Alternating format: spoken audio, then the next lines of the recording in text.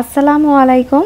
আশা করি সবাই অনেক ভালো আছেন। আজকে আমি আপনাদেরকে রান্না করে দেখাবো সবচেয়ে সেরা স্বাদের লেয়ার মুরগি। খুব সহজ পদ্ধতিতে আমি আপনাদেরকে রেসিপিটা দেখিয়েছি। আশা করছি রেসিপিটা আপনাদের সবার কাছে অনেক ভালো লাগবে। আমি এখানে 1 কেজি পরিমাণ লেয়ার মুরগি নিয়েছি। মুরগির রানের অংশটাতে এরকমভাবে কেটে নিয়েছি যাতে এর মধ্যে মশলাটা খুব ভালোভাবে যেতে পারে। চুলায় একটা কড়াই গরম করে নিয়েছি। এখন এখানে হাফ কাপ পরিমাণ সয়াবিন তেল দিয়ে দিচ্ছি। তেলটা হালকা গরম হয়ে গেলে এতে দিয়ে দিব 2টা তেজপাতা, 6টা দারচিনি, 7টা এলাচ। এই মশলাগুলো আগে দেওয়ার কারণে মশলার যে স্মেলটা আছে এটা খুব ভালো আসে। এরপর আমি বড় সাইজের 4টা পেঁয়াজ কুচি করে দিয়ে দিচ্ছি। এখন পেঁয়াজগুলোকে হালকা ব্রাউন কালার করে ভেজে নিতে হবে। এখন আমি পেঁয়াজগুলোকে হালকা ব্রাউন কালার করে ভেজে নিয়েছি। এখানে 3টা বড় সাইজের পেঁয়াজকে আমি ব্লেন্ডার করে নিয়েছি। এটা আমি এখন দিয়ে দিচ্ছি। এখন এটাকে একটু নেড়েচেড়ে নিচ্ছি। পেঁয়াজের যে পানিটা আছে এই পানিটা শুকিয়ে যাওয়া পর্যন্ত আমরা এটাকে একটু ভালোভাবে ভেজে নেব। এখন অনেকটা পানি শুকিয়ে এসেছে।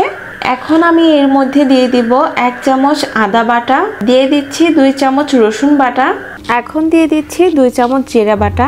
এখন আদা রসুন জিরা বাটার যে কাঁচা গন্ধটা আছে এটা চলে যাওয়া পর্যন্ত একটু ভেজে নিতে হবে।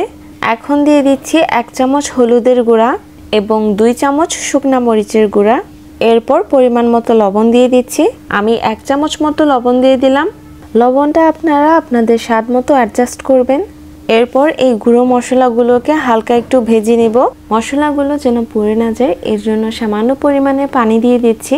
এখানে আমি হাফ কাপ পরিমাণ মতো পানি দিয়েছি। এখন এই মশলাটাকে খুব ভালোভাবে কষিয়ে নিতে হবে। মশলাগুলোকে মিডিয়াম আঁচে 3-4 মিনিটের মতো কষিয়ে নিতে হবে। অনবরত নেড়েচেড়ে আমি এই মশলাটাকে খুব ভালোভাবে 3-4 মিনিট কষিয়ে নিয়েছি। মশলার উপরে যখন তেল উঠে আসবে তখন বুঝে নিতে হবে আমাদের মশলা কষানোটা কমপ্লিট হয়ে গেছে। এ পর্যায়ে আমি লেয়ার মুরগিটা দিয়ে দিচ্ছি।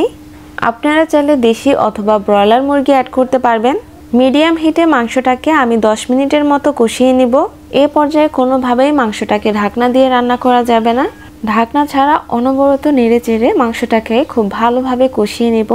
এখনও আমি মাংসতে কোনো পানি অ্যাড করিনি। মাংস থেকে যে পানিটা উঠেছিল সেই পানি দিয়ে আমি মাংসটাকে খুব ভালোভাবে কষিয়ে নিচ্ছি। এই পর্যায়ে মিডিয়াম আছে আমি মাংসটাকে 10 মিনিটের মতো কষিয়ে নিয়েছি। এখন হাফ কাপ পানি অ্যাড করে নিচ্ছি। এই পানিতে মাংসটাকে এখন খুব ভালোভাবে কষিয়ে নিব। এতে করে মাংসটা সিদ্ধ হয়ে মাংসের ভিতরে মশলাটা খুব ভালোভাবে পৌঁছাবে। এই পানিটা শুকিয়ে যাওয়া পর্যন্ত এবং মাংসের উপরে তেল উঠে আসা পর্যন্ত এটাকে ভালোভাবে আবারও কষিয়ে নেব। এখন ঢাকনা দিয়ে মাংসটা কষিয়ে নিব। আমি মিডিয়াম হিটে মাংসটাকে 15-20 মিনিটের মতো রান্না করে নিয়েছি। অফ ক্যামেরায় আমি মাংসটাকে 2বার নেড়ে দিয়েছি যাতে নিচে লেগে না যায়। আমি যেমনটা বলেছিলাম মাংসের উপরে তেল উঠে আসা পর্যন্ত রান্না করে নিতে হবে। এখন মাংসের উপরে তেলটা উঠে এসেছে। খুব ভালোভাবে মাংসটাকে এখানে কুক করে নিতে হবে। এখানে চেক করে নেবেন মাংসটা কতটা সিদ্ধ হয়েছে। মাংস সিদ্ধর ধরন অনুযায়ী এখানে পানিটা অ্যাড করে নিতে হবে। এখন আমি মাংসে পানি দিয়ে দিচ্ছি। আমি প্রায় 2 কাপ মতো এখানে পানি অ্যাড করে নিলাম। এখন আমি ঢাকনা দিয়ে দিচ্ছি। মিডিয়াম হিটে আমি মাংসটাকে 20 মিনিটের মতো রান্না করে নিব। মাংসটাকে আমি 20 থেকে 25 মিনিটের মতো রান্না করে নিয়েছি। দেখুন মাংস থেকে কি চমৎকারভাবে তেল ছেড়ে দিয়েছে আর কালারটাও দেখতে পাচ্ছেন কি সুন্দর এসেছে। এখন আমি 1 চামচ পরিমাণ জিরা গুঁড়া অ্যাড করে নিচ্ছি। জিরা গুঁড়া অ্যাড করার পর মাংসটাকে আমি জাস্ট এরকমভাবে নাড়িয়ে দিচ্ছি। এখন চুলাটা বন্ধ করে ঢাকনা দিয়ে দিচ্ছি। এতে করে জিরা গুঁড়ার ফ্লেভারটা খুব ভালোভাবে মাংসের মধ্যে ঢুকে যাবে। আশা করছি আমার এই রেসিপিটা আপনাদের সবার কাছে অনেক ভালো লাগবে। ভিডিওটি ভালো লাগলে রিকোয়েস্ট করব ভিডিওতে লাইক, কমেন্ট, শেয়ার করতে ভুলবেন না এবং নতুন নতুন রেসিপি পেতে আমার চ্যানেলটি সাবস্ক্রাইব করে পাশেই থাকবেন। তো আজকে এ পর্যন্তই। দেখা হবে নতুন কোনো রেসিপি নিয়ে। সবাই ভালো থাকবেন, সুস্থ থাকবেন। আল্লাহ হাফেজ।